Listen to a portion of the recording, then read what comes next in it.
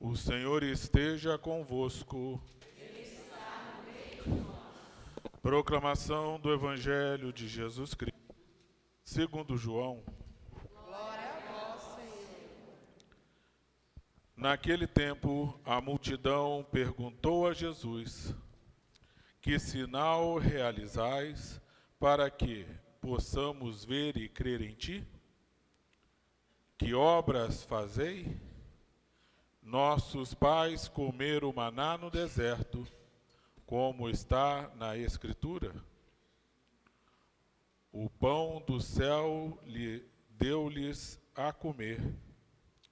Jesus respondeu: em verdade vos digo, não foi Moisés quem vos deu o pão que veio do céu, e é meu Pai que vos dá o verdadeiro pão do céu.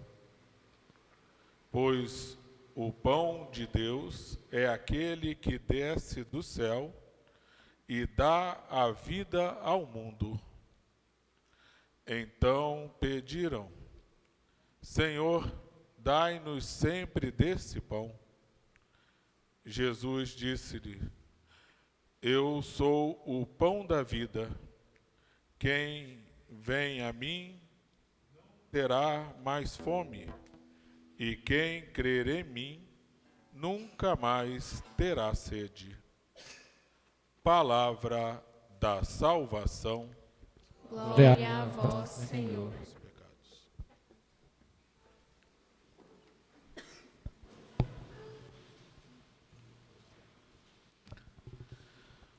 Hoje celebramos e abrimos a novena, o primeiro dia da novena do padroeiro de vocês, São Marcos, não é isso?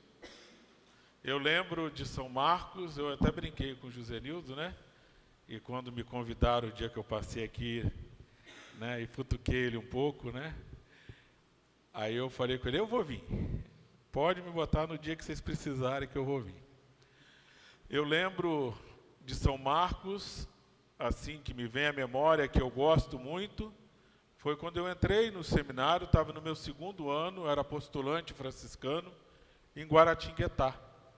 E naquela ocasião, por causa do milênio, a CNBB estava lançando uma série de livros sobre os evangelhos, sobre os evangelistas. Então, no ano que eu cheguei em Guaratinguetá, era o Evangelho de São Marcos, que a gente estudava ele em ciclos bíblicos, né? E o livrinho, na época, custava R$1 e pouquinho. Hoje, se tiver, só acha nos sebos da vida, editado pela CNBB, escrito: Caminhamos na estrada de Jesus, sobre o Evangelho de São Marcos. Então, a minha primeira fonte no seminário que eu bebi foi de São Marcos, né? Então, quer dizer, meu primeiro contato de ler realmente as Escrituras, já como seminarista, foi São Marcos. Aí eu falei: não, eu vou lá sim, eu gosto daquela comunidade já, eles me aguentam quando eu vou lá celebrar, né? E então São Marcos, depois a gente vai procurando a história dele, né? Como vocês sabem melhor do que eu, que é o padroeiro de vocês, ele não foi nenhum dos 12. Não viveu com Jesus ali. Diz a lenda, a história, que ele era até uma criança na época. E que ele foi crescendo, né? Junto com os ensinamentos ali, né? É claro que Jesus ensinou durante 3 anos, mas não quer dizer que ele cresceu tudo nos 3 anos de idade, né? Tá? Mas ele primeiro seguiu. A história fala que é Pedro, outros falam que também foi seguidor de Paulo, mas os apóstolos vão falar nele nas cartas. Procure Marcos, meu irmão dileto. Então ele é mencionado até por Pedro, por Paulo e pelos Atos dos Apóstolos. Vem fazer menção dele. Então, mesmo não estando com Jesus, ele foi caminhando nas estradas de Jesus, por isso que o livro tem o nome, né? E bebendo dessa fonte com os primeiros discípulos do Cristo Jesus. E o que eu gosto do Evangelho de Marcos, é a riqueza que ele nos traz.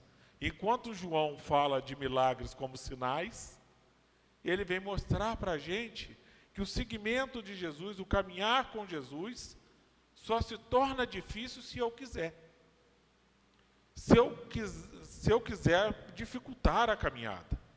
Mas se eu quiser ser dócil e se colocar na mão de Deus, tudo se torna mais fácil. Porque o próprio Cristo vai nos ensinando, nos capacitando, nos lapidando, nos moldando, para que nós realmente sejamos discípulos de Jesus. Nós falamos do martírio, né?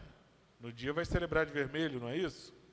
Então, se você entrar na história dele também, o pessoal fala, olha, parece que ele sofreu martírio, né? Porque ele foi arrastado, né?